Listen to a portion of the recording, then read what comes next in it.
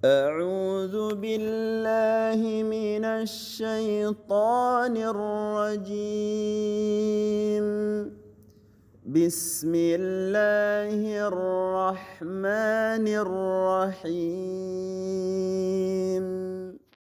إن الحمد لله نحمده ونستعينه ونستغفره ونعوذ بالله من شرور أنفسنا ومن سيئات أعمالنا من يهده الله فلا مضل له ومن يضلل فلا هادي له أشهد أن لا إله إلا الله وحده لا شريك له وأشهد أن محمدا عبده ورسوله صلى الله عليه وسلم تسليما كثيرا أما بعد.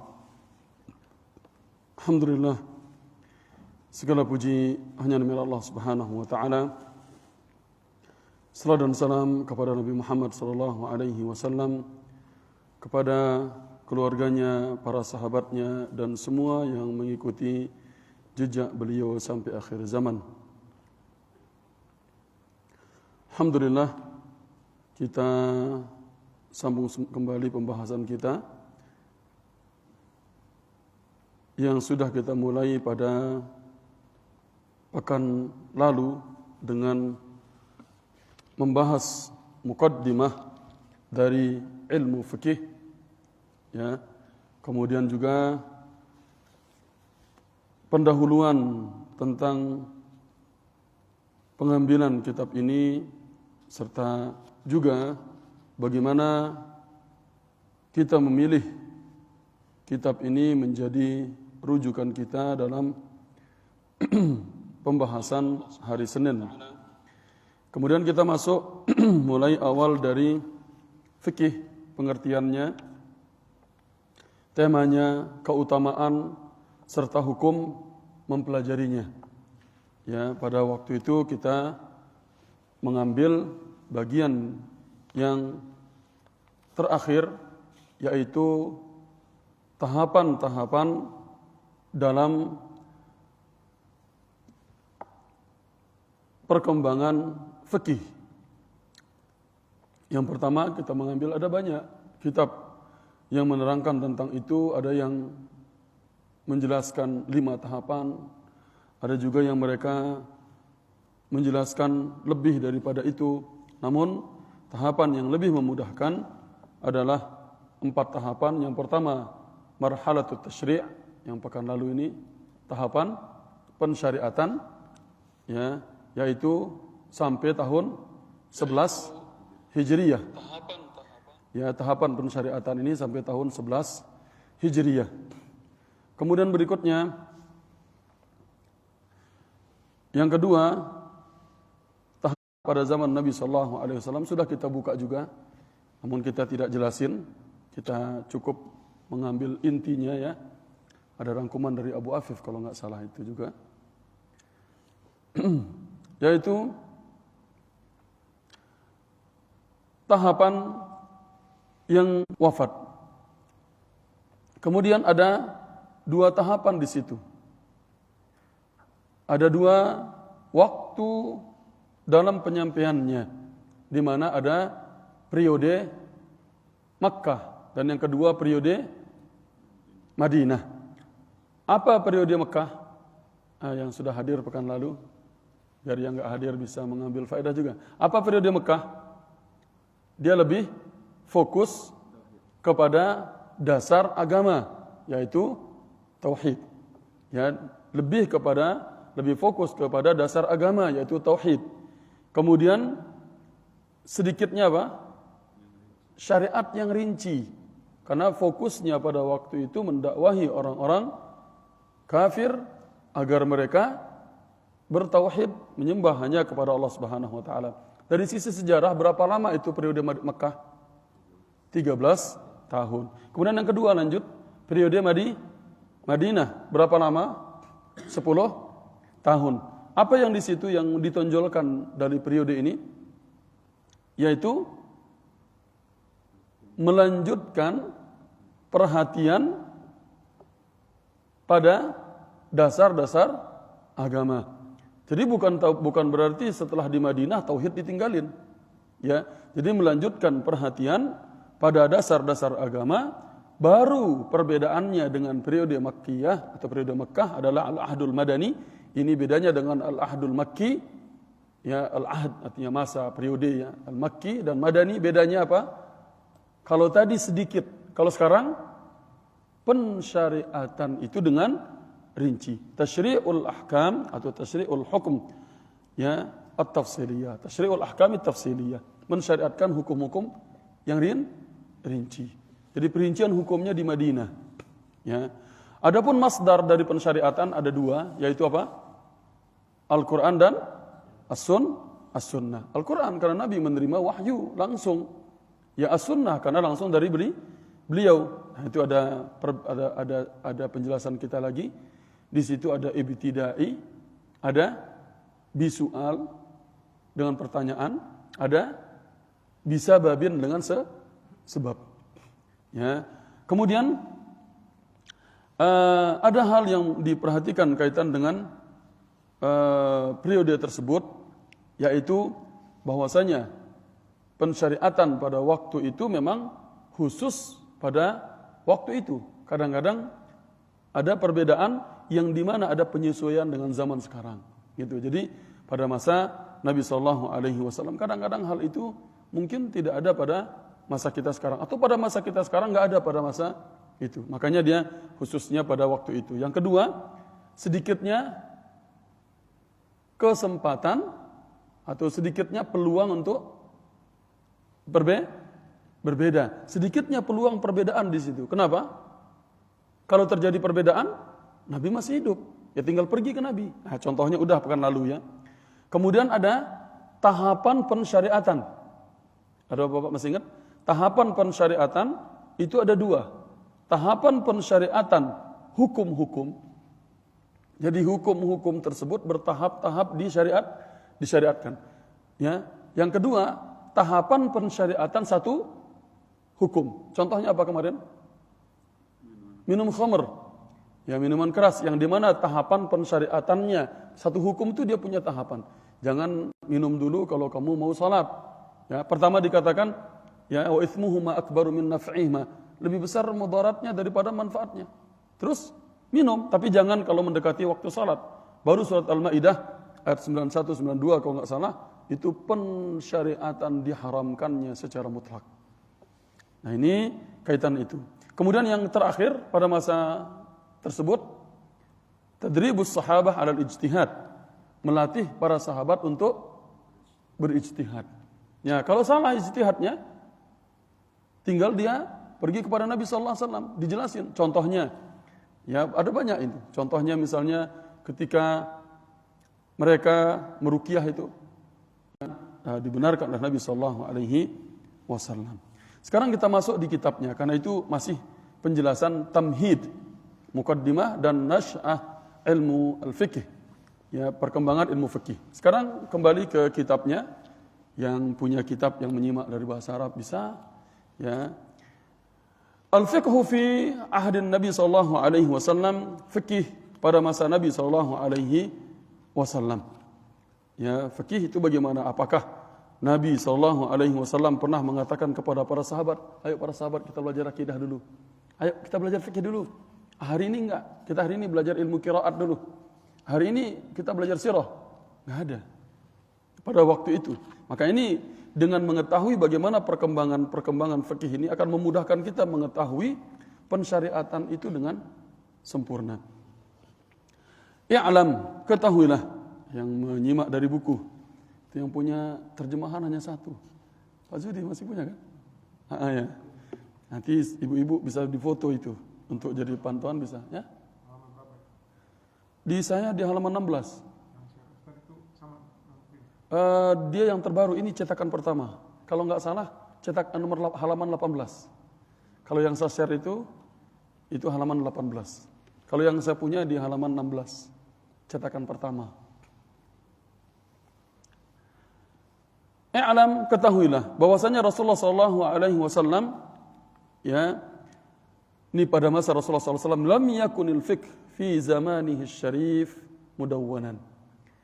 Tidaklah fikih pada zaman Nabi itu tersusun atau pada masa Nabi SAW, fikih itu belum tersusun. Nah, kalau dibahasakan dengan bahasa yang lebih lurus.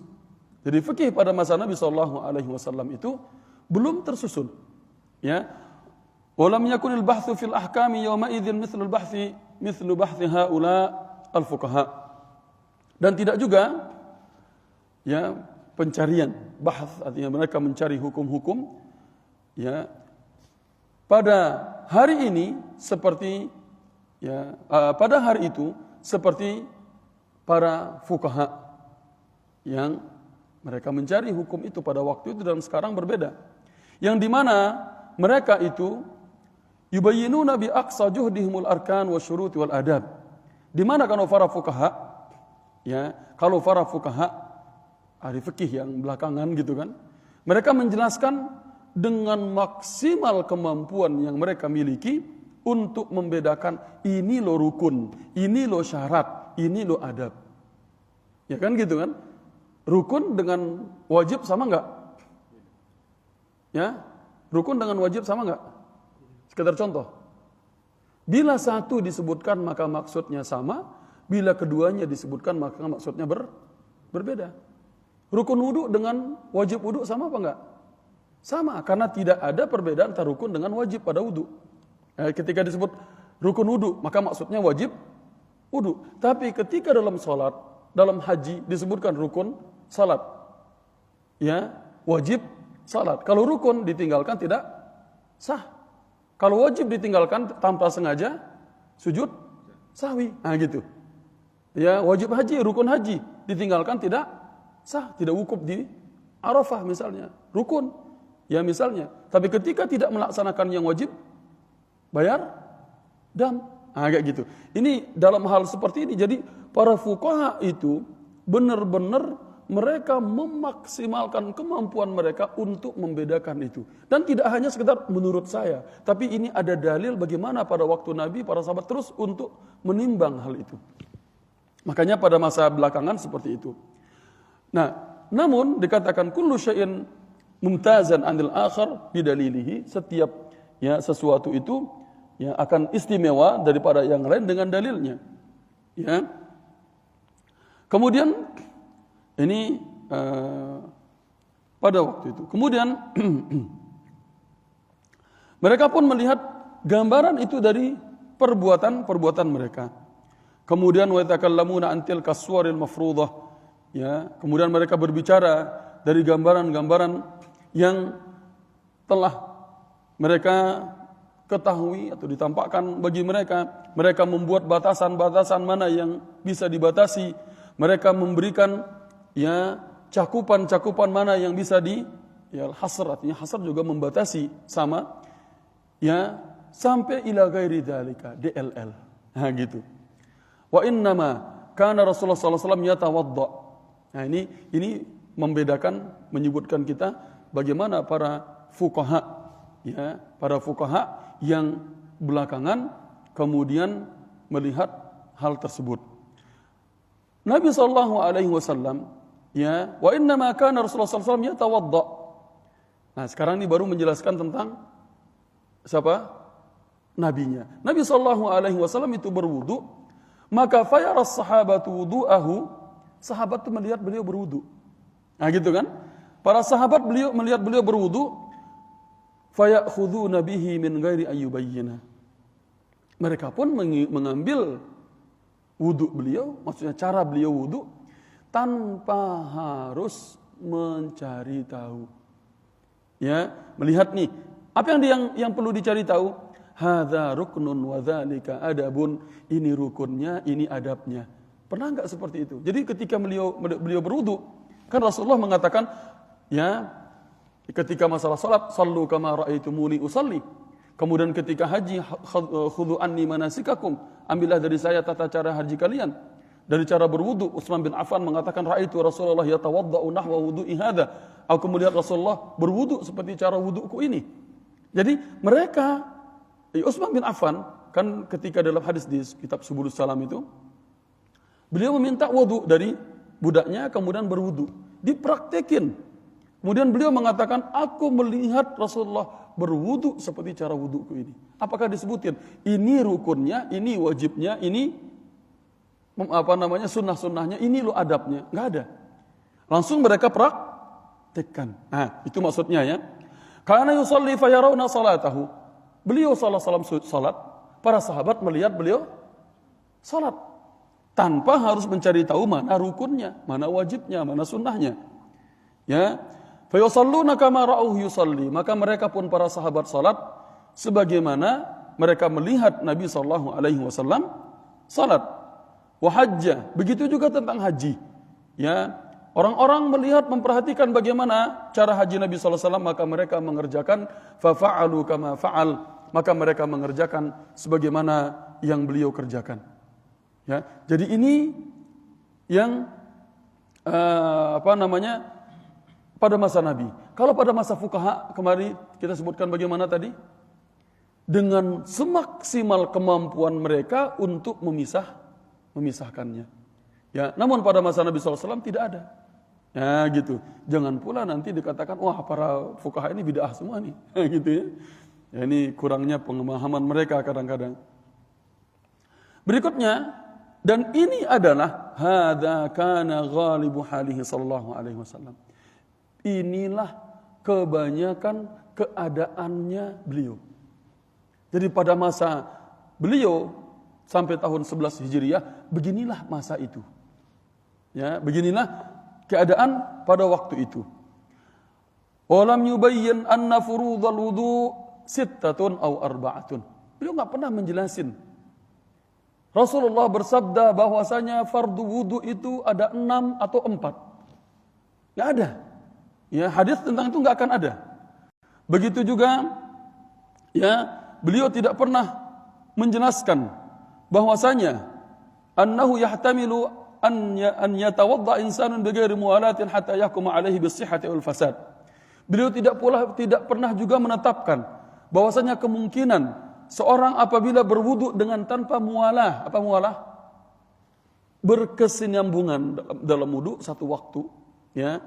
Itu bisa dihukumi dengan sah wudunya atau dengan rusak wudunya. Bisihhati awil fasad.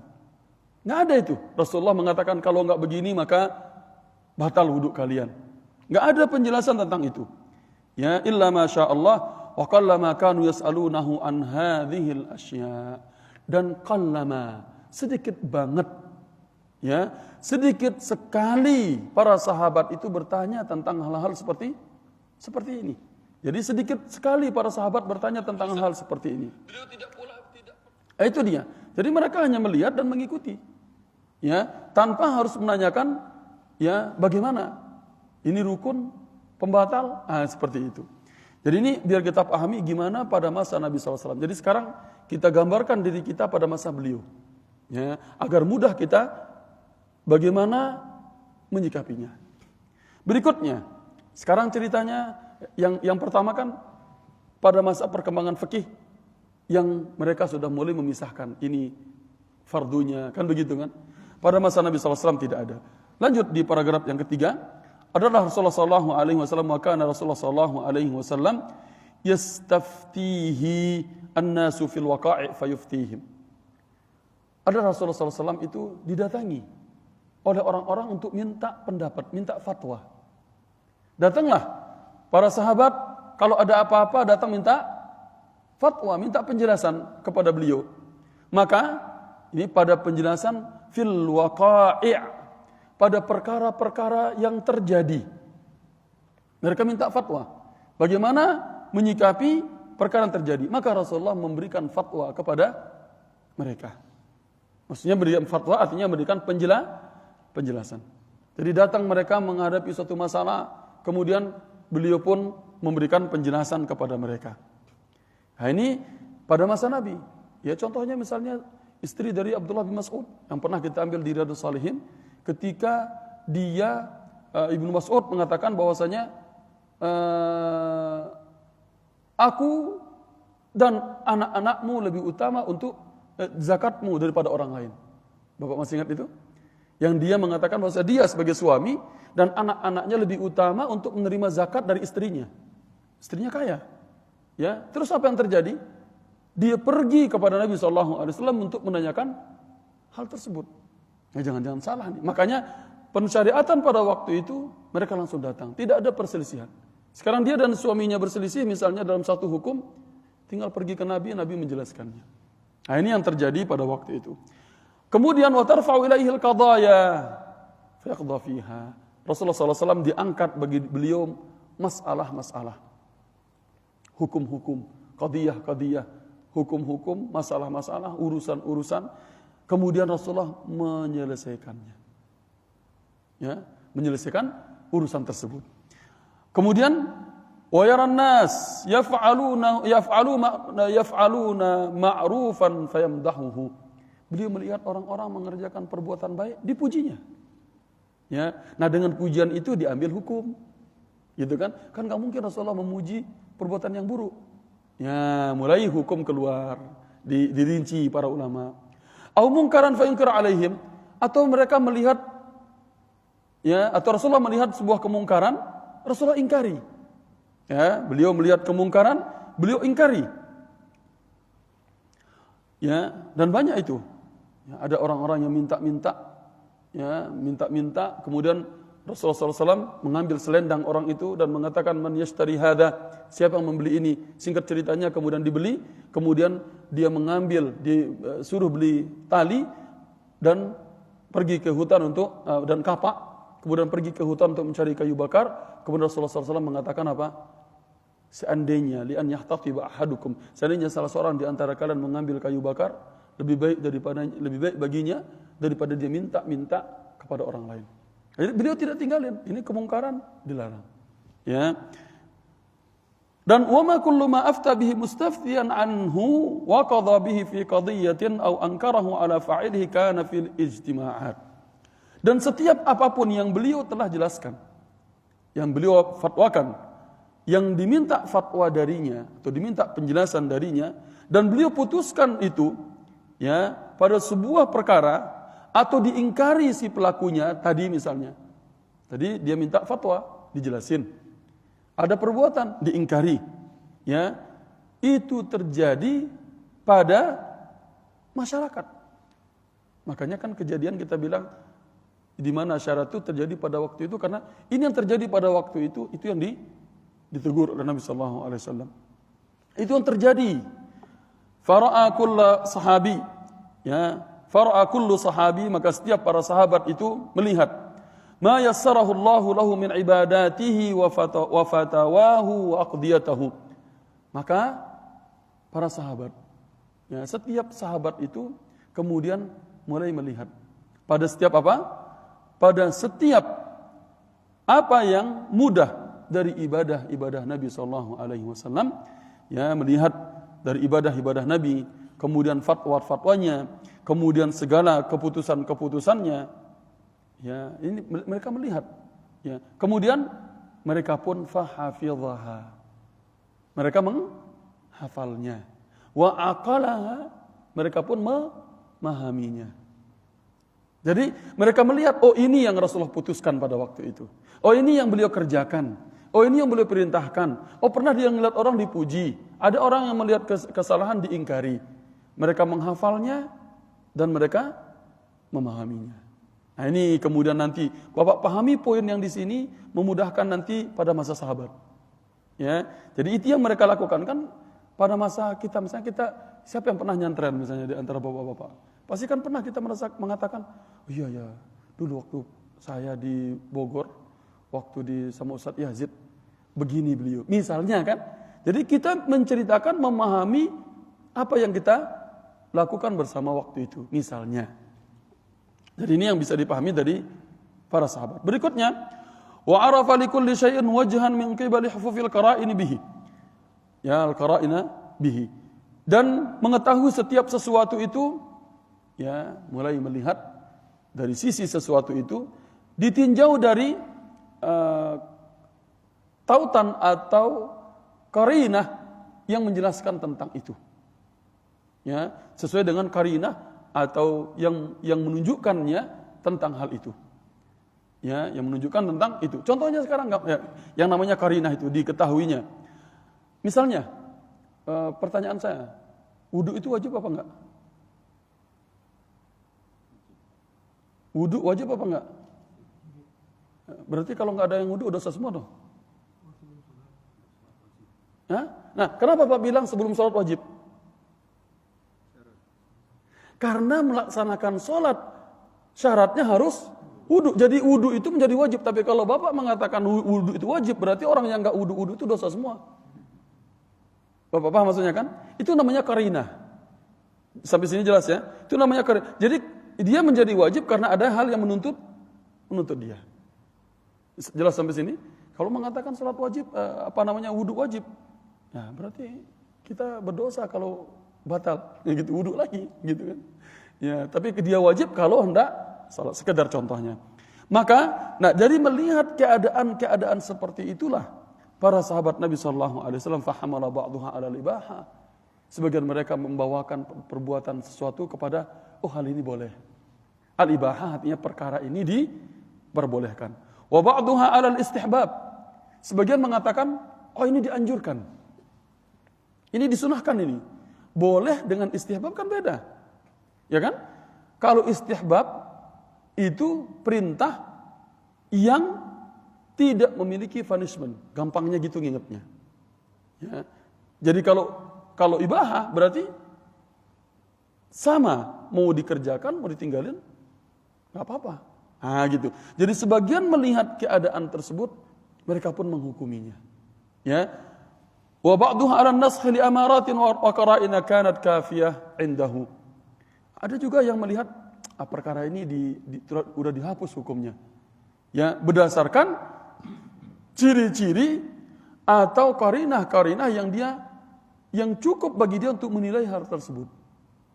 Ya, jadi masing-masing memiliki pandangan. Nah, inilah mulai setelah kejadian nanti pada masa sahabat Nabi sallallahu alaihi wasallam. Walam yakunil 'umdatu 'indahum illa wujdanil itminani wa thalj. Dan walaupun mereka para sahabat seperti itu keadaannya waktu itu. Ya, mereka melihat Nabi kerjakan sholat, kemudian nggak ada mengatakan ini rukun, ini mubah, ini sunnah, ini wajib, nggak ada. Kemudian mereka dalam keadaan seperti itu, walam yakunil 'umdatu 'indahum, tidak ada pegangan bagi mereka pada waktu itu, ya, kecuali ketenangan. Tenang deh, nggak ada berselisih. Orang kalau berselisih, tinggal pergi ke Nabi, ya kan gitu kan?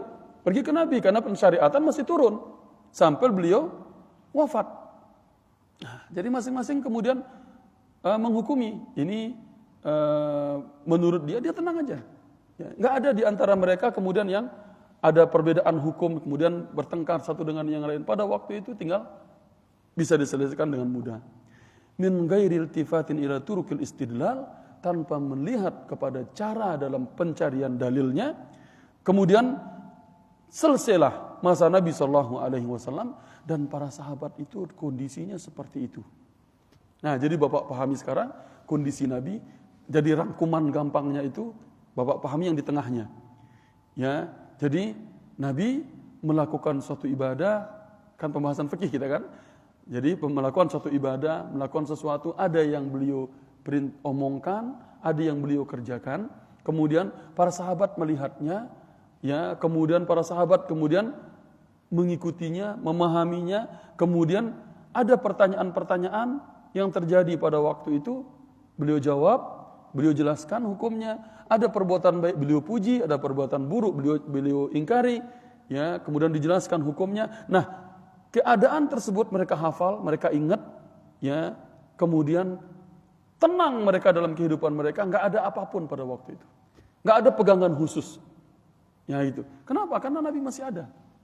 Nah, inilah pada masa itu sampai beliau wafat. Begitu terus terjadi sampai beliau wafat. Sampai sini bisa dipahami ya. Nah, ini dia pada penjelasan kita yang kemarin kaitannya dengan marahil tasyri' yang tadi di awal kita sempat buka. Karena sedikitnya perbedaan pada waktu itu. Ya, jadi kalaupun ada perbedaan bisa diselesaikan. Ya, pada masa Nabi SAW. Sampai sini jelas ya.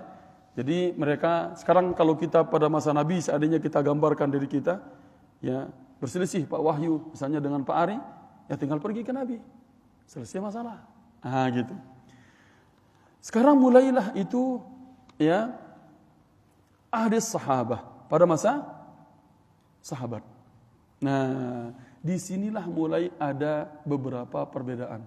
Namun tidak seperti perbedaan kita. Oke, kita pindah ke pada masa sahabat. Atau kalau kita sudah ambil 4 tahapan kemarin, ya 4 tahapan kemarin, maka dia ini masuk ke tahapan fikih sebelum mazhab. Ya kan, tahapan kedua berarti kan? Nah, kalau kita ambil 4 tahapan yang kemarin, ya, maka ini masuk tahapan yang kedua. Ya, tahapan pensyariatan udah nggak ada. Ya, sahabat nggak ada terima wahyu. Tahapan pensyariatan udah tutup sampai wafatnya Nabi. Jadi tahapan ini sampai tahun 100 Hijriah. Ya, ini tahapan yang kedua. Jadi tahapan yang kedua ini, ya, tsumma innahum tafarraqu fil bilad. Nah, mulailah di sini tahapan yang kedua, tahapan para masa sahabat Nabi sallallahu alaihi wasallam. Pada masa sahabat Nabi sallallahu alaihi wasallam, mulailah mereka kemudian berpencar-pencar di negeri-negeri. Ya, mulailah mereka berpencar-pencar di negeri, masing-masing di tempat yang berbeda-beda, satu dengan yang lain. Wasara kullu wahidin muqtada nahiyatan minan nawahi. Dan setiap masing-masing mereka akan sahabat. Jadi mereka muqtada, diikuti, menjadi panutan. Ya, dari satu sisi dia mereka jadi panutan. Ya kan nggak mungkin. Nabi udah wafat, ini sahabatnya nih. Begitu kan? Pergi dia ke satu tempat yang mereka nggak berjumpa dengan Nabi, sahabat Nabi, siapa dia? Oh, ini sahabat ini. Sampai sini Bapak paham ya? Jadi dia pergi misalnya ke Solo, ya, ada sahabat misalnya gitu kan, ada orang. Jadi, oh ini sahabat. Bahasa kita mungkin ini muridnya. Nah, gitu. Jadi mereka pun menjadi panutan dalam segala hal. Ya, ketika mereka pergi ke tempat-tempat tertentu. Dan pastinya yang namanya teman, walaupun akrab bapak banget seperti sandal jepit. Ya, sandal jepit kan selalu dibawa kalau maju ke kiri, yang kiri kanan maju kanan, maju kiri. Ya, artinya dia selalu ada kan gitu kan. Dia selalu dibawa kemana-mana. Tapi apakah sama sahabat seakrab apapun kita akan sama dia terus? Pastinya ya Nabi pulang. Nah, pasti lolos dia dari keadaan seperti itu. Ketika dia bekerja kan nggak mungkin dia terus bersama Nabi. Ya, nah kondisi-kondisi seperti ini bisa luput dari dia permasalahan yang lain. Oke, sekarang fakathratul waqa'i'. Banyaklah terjadi keadaan-keadaan pada waktu itu. Ya, banyak terjadi masalah-masalah. Yang namanya kejadian pada masa Nabi berbeda dengan ketika mereka pergi ke tempat yang lain. Wadaratil masail. Begitu juga apa? Masalah-masalah. Ini banyak terjadi. Ya, perbedaan-perbedaan. Kemudian juga kasus-kasus dan masalah pun banyak. Maka mereka pun fastaftau fiha. Mereka minta fatwa padanya. Gimana nih hukumnya begini nih? Nah gitu. Mereka minta fatwa padanya. Fa ajaba kullu wahidin hasaba ma hafidhahu aw istanbatahu. Maka setiap sahabat akan menjawab setiap apa yang telah dia hafal. Nah, makanya poin yang pertama tadi saya bilang Bapak, Ibu ingat. Mereka hafal, mereka pahami. Jadi sesuai dengan apa yang telah mereka hafal dan sesuai dengan apa yang telah mereka simpulkan. Istinbat. Yang mereka simpulkan dari kejadian yang mereka tahu pada masa Nabi. Ya, mereka menyimpulkan sesuatu. Wa illam yajid fi ma hafidhahu aw istanbatahu ma yasluhu lil jawab. Nah, sekarang apa yang mereka simpulkan? Seandainya wa illam yajid fi ma hafidhahu. Kalau dia enggak menjumpai apa yang dia hafal atau apa yang bisa dia simpulkan, ya, yang pantas untuk menjawab pertanyaan tadi misalnya, untuk bisa dia jawab, maka ijtahada bi ra'yihi wa arafa al-illah allati adara Rasulullah sallallahu alaihi wasallam 'alaiha al-hukmu fi mansusatihi. Ini kalau enggak dia jumpai dalilnya, ya, enggak bisa dia berikan kesimpulannya, maka mereka berijtihad dengan pendapatnya.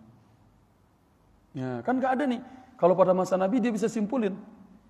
Ya, ketika waktu itu misalnya nggak ada dan mereka ditanya oleh orang-orang dan dia sahabat. Ya, maka dia pun berijtihad dengan pendapatnya, kemudian wa arafal illah, dia mengetahui alasan dari ya bagaimana Rasulullah SAW memberikan hukum pada nas-nas tersebut. Ya, memberikan hukum pada nas-nas tersebut. Nah, ini yang terjadi pada masalah itu. Kemudian fataradal hukmu haitsuma wajad. Maka mereka pun kemudian ya memberikan hukum tersebut, ya. Memberikan hukum tersebut ya sesuai dengan apa yang mereka hadapi. La ya'lu juhdan fi muwafaqati gharadihi sallallahu alaihi wasallam. La ya'lu juhdan artinya la yuqassiru fi badlil juhud. Maksudnya, la ya'lu juhdan artinya mereka tidak mengurangi juhud, artinya kemampuan maksimal mereka untuk menyerupai Nabi sallallahu alaihi wasallam. Jadi benar-benar bagaimana ya semampu mereka untuk menyamakan dengan Nabi sallallahu alaihi wasallam. Kalau enggak ada, maka mereka memberikan fatwa dengan melihat bagaimana kondisi pada waktu itu. Dikatakan sambil dilihat illatnya, alasannya kenapa beliau mengatakan hal seperti itu. Kenapa dilakukan ini? Maka mereka mengambil pendapat. Nah, ini yang terjadi karena mulainya para sahabat kemudian apa? Tinggal di masing-masing wilayah yang berbeda-beda. Jadi mulai mereka ya berpencar-pencar para sahabat. Nah, barulah kita akan bahas perbedaannya. Sekali lagi, kalau pada masa Nabi perbedaan itu apa? Sedikit. Ya, kenapa? Karena ketika terjadi hukum, tinggal pergi ke Nabi dan langsung diselesaikan hukumnya, permasalahannya. Ya berbeda dengan ya para sahabat. Nah, terjadinya perbedaan mereka para sahabat Nabi SAW. Ini ada beberapa catatan yang sangat bagus ya kaitan dengan masalah ini. Yang pertama, fa'inda asbab ikhtilaf as-sahabah waswari. Sebab-sebab perbedaan para sahabat dan gambaran tentangnya. Jadi contoh-contoh yang ada tidak akan kita detailkan sekali insyaallah ya. Kemudian ada beberapa sebab perbedaan para sahabat Nabi sallallahu alaihi wasallam di situ. Jadi mulainya perbedaan para ulama atau mulainya perbedaan pendapat itu sejak pada masa sahabat Nabi sallallahu alaihi wasallam karena beliau sudah enggak ada. Ya. Kemudian nanti kita akan sebutkan mulai perbedaannya dan bagaimana terjadi, bagaimana sikap kita nanti pada poin berikutnya. Berikutnya, fa'inda idzin waqa'a al-ikhtilafu bainahum ala durubin minha. Kemudian terjadilah perbedaan di antara mereka ala durubin minha, ya terjadilah perbedaan di antara mereka yang karena ada beberapa sebab di antaranya. Ya, di antaranya yang pertama, ini poin yang pertama, an yasma'a sahabi hukman fi qadiyatin aw fatwa wa lam yasma'uhul akhar. Makanya saya bilang ada sahabat walaupun dia akrab enggak mungkin dia 24 jam bersama Nabi. Nah, poin yang pertama di sini yaitu an yasma'a sahabi. Sahabat itu mendengar suatu hukum, ya. Sahabat itu mendengar suatu hukum, ya, pada sebuah tidak mendengar. Fayajtahidu bi ra'sihi fi dzalik, maka dia berijtihad dengan pendapatnya pada hal itu, maka dia berijtihad dengan yang pertama an yaqa'a ijtihaduhu muwafiqan lil hadis. Ya, sekarang kan ada sahabat yang mendengar, ada sahabat yang tidak mendengar. Ya, kemudian dia pun berijtihad. Yang pertama, ijtihadnya itu, ya, terjadi ijtihadnya itu sesuai dengan hadis. Jadi ijtihadnya itu sesuai dengan hadis. Itu gampang tulisnya. Ya, an yaqa'a ijtihaduhu muwafiqan lil hadis. Ijtihadnya itu sesuai dengan hadis. Apa ijtihad tadi? Pendapat. Ya, biar nanti Bapak nanti ijtihad, apa ijtihad? Enggak tahu ini gitu. Ijtihadnya itu adanya dia berijtihad, dia berpendapat. Ya. Ijtihadnya itu sesuai dengan hadis. Langsung contohnya adalah maja'an Ibnu Mas'udin. Apa yang datang dari Ibnu Mas'ud bahwasanya dia ditanya tentang perempuan, mata anha zaujuha, mati suaminya dan belum ditetapkan walam yufrid 'alaiha. Belum ditetapkan mahar untuknya. Pertanyaan saya, boleh enggak nikah tanpa menyebutkan mahar? Boleh enggak, Pak? Kayaknya perlu kita bahas kitab nikah nanti di sini semua insyaallah. Tapi masih lama. Ya, jangan sampai ini yang punya anak perempuan nih. Saya juga. Ya, boleh enggak? Apakah mahar itu rukun dalam pernikahan? Mahar itu rukun enggak? Enggak. La nikah illa biwaliyin wa syahidai adlin. Tidak sah nikah kecuali dengan wali dan dua saksi yang adil. Boleh enggak nikah tanpa menyebutkan maharnya? Boleh, namanya mahar musamma. Ya, dia tidak menyebutkannya, tetapi dia nanti disepadankan. Disepadankan dengan apa? Nanti pada pembahasannya kita masuk. Ada disepadankan dengan orang-orang sekitar. Ya, normalnya orang segini itu berapa gitu.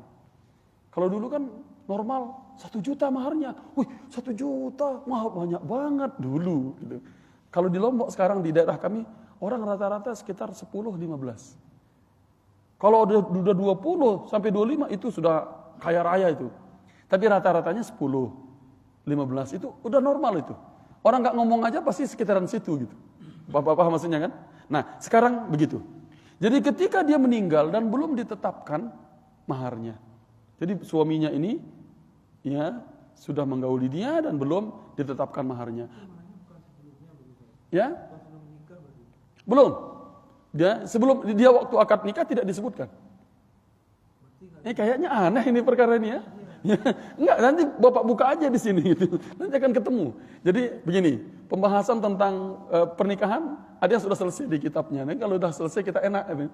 Yang mungkin ada wallahu alam di antara ibu-ibu yang hadir kajian Al-Wajiz udah tamat itu, pernah kita bahas juga.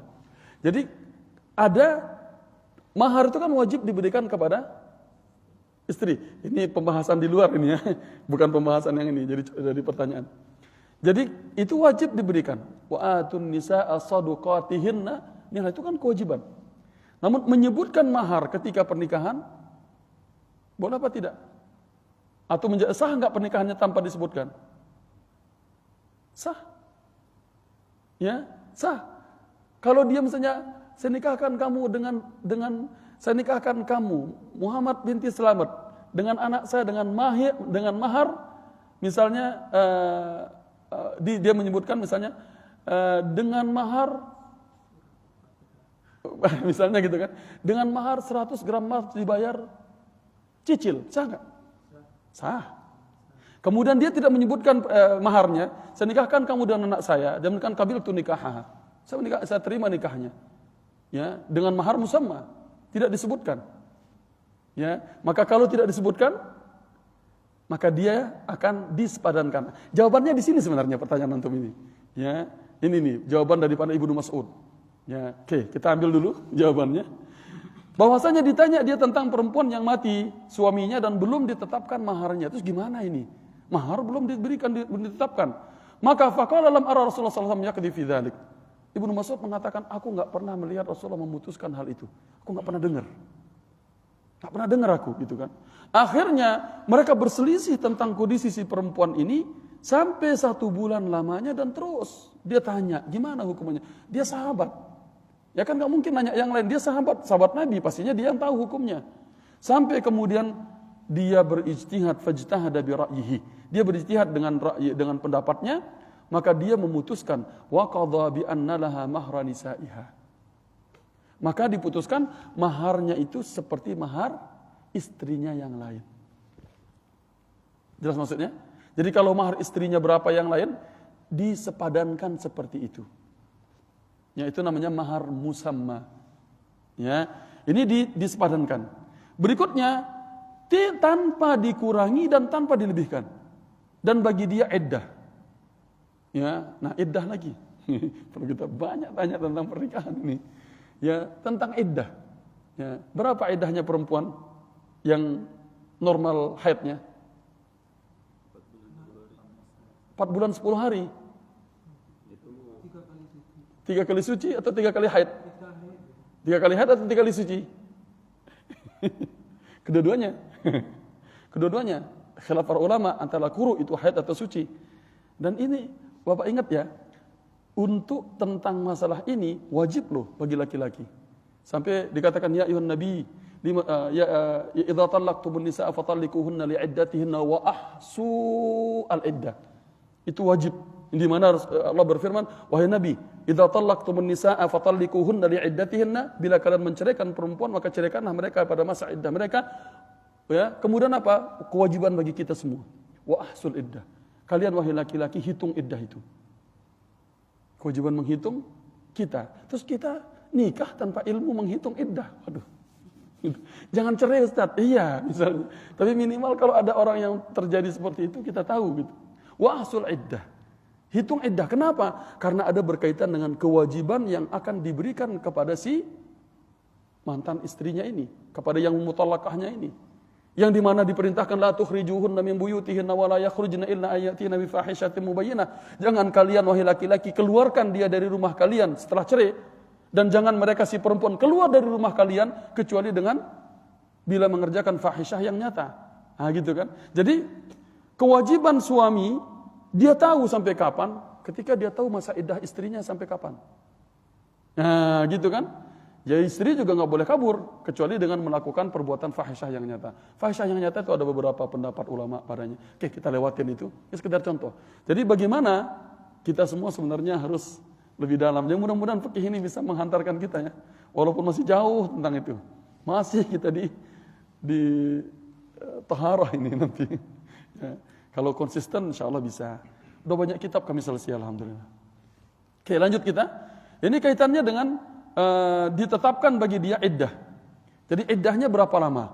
Kalau 4 bulan 10 hari bagi siapa?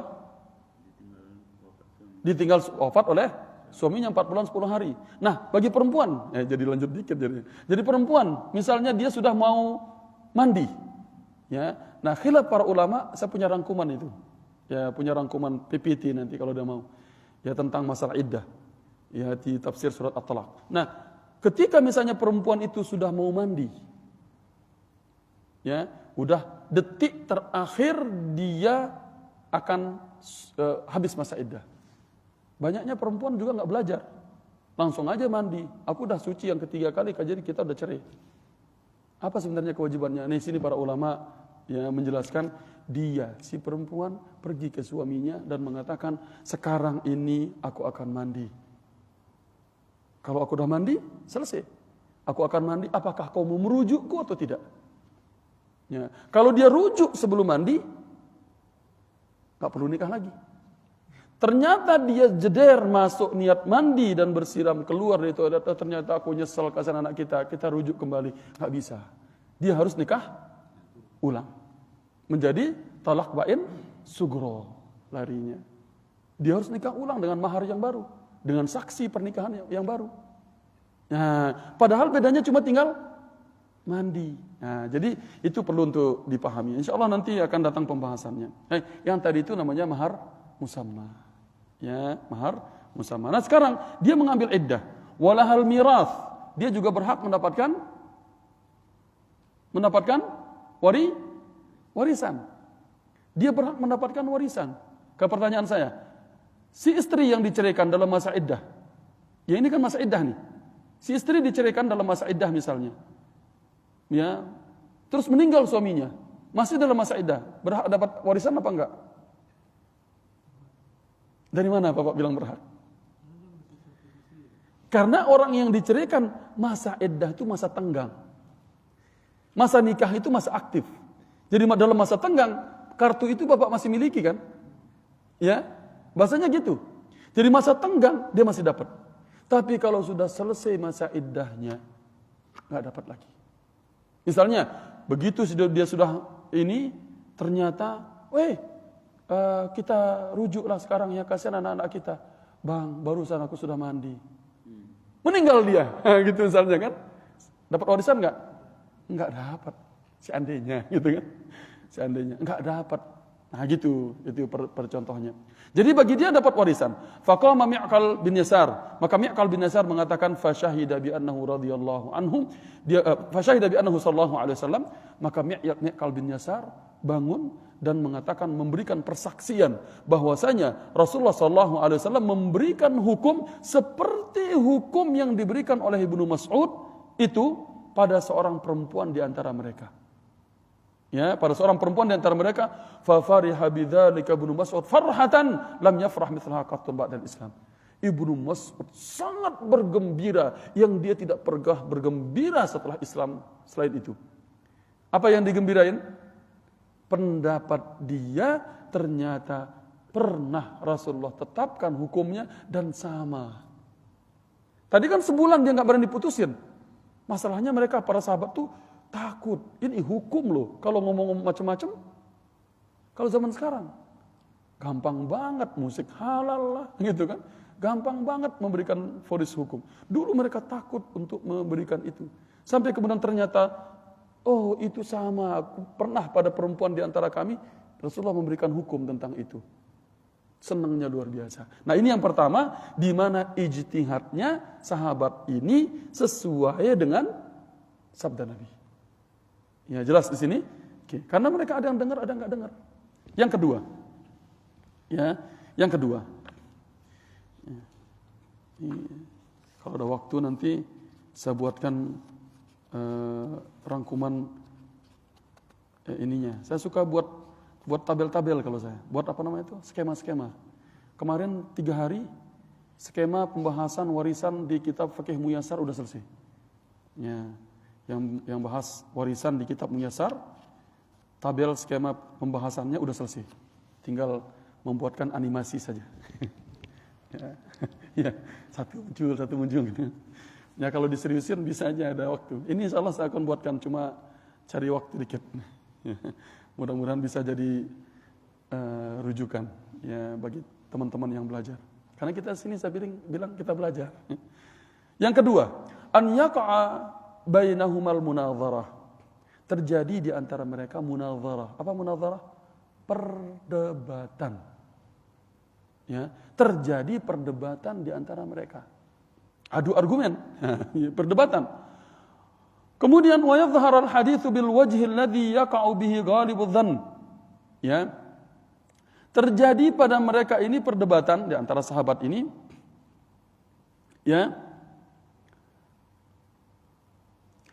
Kemudian wa yadhharul hadits, tampaklah hadis itu pada sisi yang kemungkinan besarnya itu ya yang dia dikatakan bil wajhil ladzi yaqa'u bihi ghalibadz dhann, yang kemungkinan besarnya itu. Jadi hadis itu terjadi yang kemungkinan besarnya itu pada sisi yang lain, fayarji'u an ijtihadihi ila masmu'.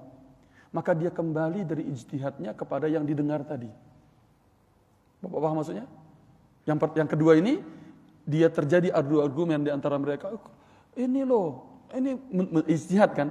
Ijtihadnya ternyata ada hadis. Saya berpendapat A, Bapak pendapat B.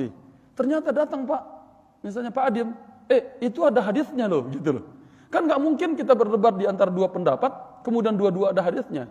Biasanya ada sebab kan gitu. Datanglah kemudian dia mendengar hadis itu. Ya, maka dia kembali dari ijtihadnya kepada hadis yang dia dengar. Ini contohnya adalah Abu Hurairah radhiyallahu anhu, di antara mazhabnya, pendapatnya maksudnya, dia itu mengatakan annaman asbaha junuban fala shauma lahu. Kalau sudah waktu azan fajar dia masih junub, enggak sah puasanya. Ya, dia junub nih. Man asbaha junuban, artinya pada waktu subuh dia masih dalam kondisi junub, Allahu Akbar, belum mandi, enggak sah puasanya. Pendapat dari siapa? Abu Hurairah. Oke, berikutnya. Setelah itu kemudian Hatta akhbarathu ba'du azwaj Nabi SAW bi khilafi madhhabihi faraja. Sampai diberitahukan dia oleh sebagian istri Nabi. Ya, Nabi ya pernah beliau junub sudah masuk waktu. Nah, yang tahu tentang itu siapa? Istrinya. Kan istrinya tahu tentang hal tersebut yang dia mandi bersama-sama dengan beliau. Nah, sebagian istri Nabi menceritakan kepada Abu Hurairah ya, kalau bahwasanya hal tersebut berbeda dengan pendapatnya dia. Pertanyaan kita, ngotot enggak Abu Hurairah? Enggak. Faraja'ah. Dia kembali. Artinya tadinya berpendapat yang junub sampai subuh, maka enggak sah puasanya. Begitu mendengar ada dari istri Nabi mengatakan berbeda dengan pendapat dia, diterima yang dia dengar itu. Sampai sini jelas ya. Jadi enggak ada ngotot-ngotot. Aku juga berpendapat nih, sahabat, enggak ada. Yang karena lebih tahu tentang itu ya adalah istrinya. Makanya pembahasan yang pertama Bapak pahami, mereka melihat, mereka mendengar, mereka membersamai Nabi SAW, ya, itu yang dia pahami, itu yang dia hafal. Nah, hal seperti inilah yang menjadi sebuah perbedaan nantinya. Tapi kemungkinan besarnya adalah ya, tapi kemungkinan besarnya adalah tidak seperti apa yang terjadi. Tidak seperti itu bahasa kita. Sampai kepada mereka hadis. Nah, adalah ya, ini kemungkinan besar berarti menurut pandangan, menurut perkiraan mereka. Ya, menurut perkiraan mereka kemungkinan besarnya itu adalah tidak terjadi seperti itu. Maka mereka tidak meninggalkan ijtihadnya. Mereka tidak meninggalkan pendapatnya. Namun malah sebaliknya. Ya, namun sebaliknya mencela pada hadis itu. Ya, mencela pada hadis. Maksudnya ta'ana fil hadis bukan mencela dalam pengertian mencela bahasa kita. Ta'ana artinya dia tidak terima hadisnya. Ya, tidak diterima apa yang disampaikan itu. Ya, karena kemungkinan besarnya tidak seperti itu gitu. Contohnya Fatimah binti Qais. Nah, ini kalau dengar Fatimah binti Qais nanti dalam pembahasan haid istihadah ada dia juga. Fatimah binti Qais memberikan persaksian pada Umar bin Khattab bahwasanya bi annaha kanat mutallaqatan thalathan. Dia diceraikan 3 kali. Kami tidak ketahui dia jujur atau dia bohong. Jelas sampai sini? Ya, dia mengatakan kami tidak akan meninggalkan Al-Qur'an ya dengan ucapan seorang perempuan yang kami tidak tahu dia jujur atau dia bohong. Ya, karena kewajiban memberikan nafkah itu, nah ini nanti di dalam pembahasan talak ya di surat At-Talaq sendiri Bapak akan pahami. Ya, sampai batas mana ya pemberian nafkah kepada mereka.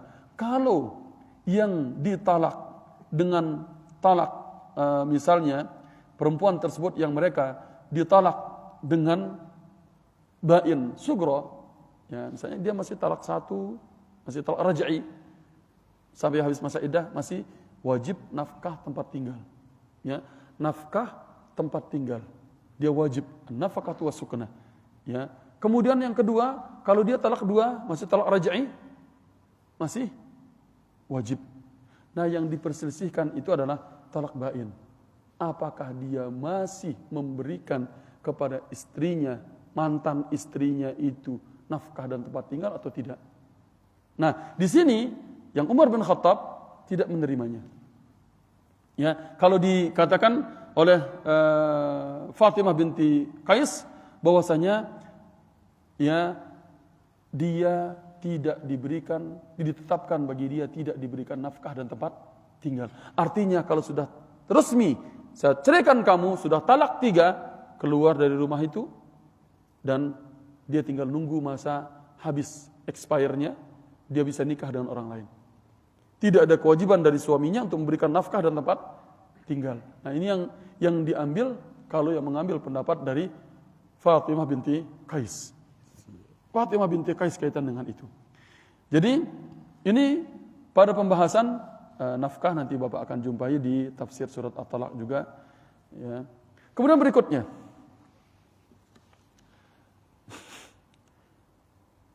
Ada pertanyaan sedikit kalau gitu nih.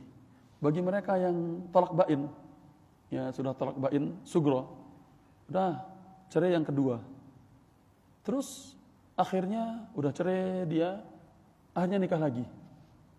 Mungkin udah 1 tahun pisah, mantan saya cantik juga, ya, CLBK, nikah lagi dia, dan istrinya itu belum nikah dengan orang lain. Pertanyaan saya, apakah jumlah iddah pernikahannya nanti start dari 1 atau continue dari sebelumnya? Kan udah cerai 2 kali kan? Udah cerai 2 kali. Udah cerai 2 kali, ya udah setahun namanya, belum juga, kasihan anak-anak. Ya udah dia nikah lagi aja dengan istrinya. Kan masih dalam kondisi tolak bain sugro kan? Artinya tolak bain sugro dia masih bisa menikahi istrinya. Kalau talak bain kubro tidak bisa nikahin istrinya. Kalau udah talak 3 nggak bisa dinikahin lagi. Sampai dia harus nikah dengan orang lain. Nah ini masih 2 kali.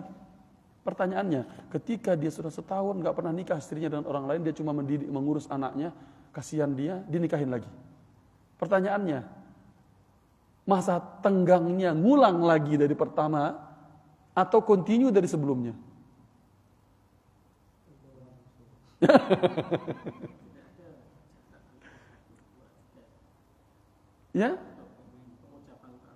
Ya, sekarang ini dia udah talak 1 dirujuk, talak 2 nggak mau dirujuk sampai habis. Setelah setahun, ya kesian tuh tengok anak-anak, bapak mana, ya udah nikah lagi aja dia dengan istrinya. Ngulang lagi nggak kalau dia cerai dari talak 1 atau sudah habis masa dia? Dia meninggalkan istrinya itu kan ada masalah tengah waktu juga sih. Iya sih. Ya, tapi dia tidak menikah dengan siapapun istrinya. Gimana Pak? Ya. Ngulang lagi.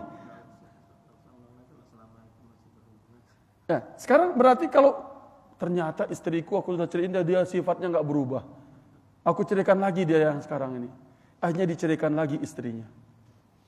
Pertanyaan saya, sudah jatuh talak 3 atau jatuh lagi ulang talak 1? Itu loh maksudnya. Sekarang aku ceraikan lagi kamu, ternyata kamu udah diceraikan 2 kali, nggak berubah-berubah juga. Sekarang aku ceraikan lagi. Jatuh 3 atau jatuh 1? Jatuh. Di reset.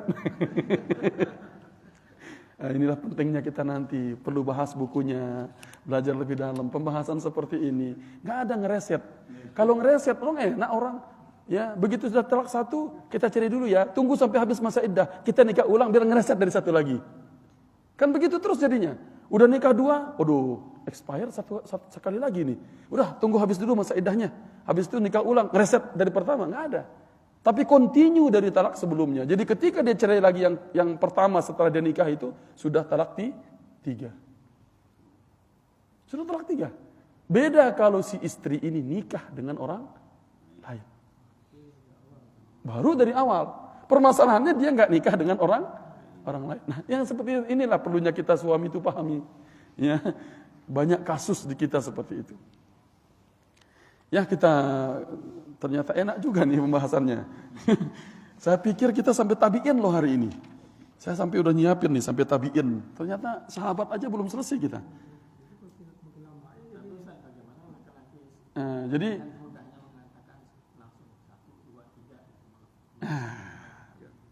gimana nih dengan mudahnya suami menceraikan istrinya 1, 2, 3 dengan seperti itu. Pada pembahasan tentang perceraian larinya nih. Nah, tinggal ada 6 poin lagi belum bisa kita bahas hari ini.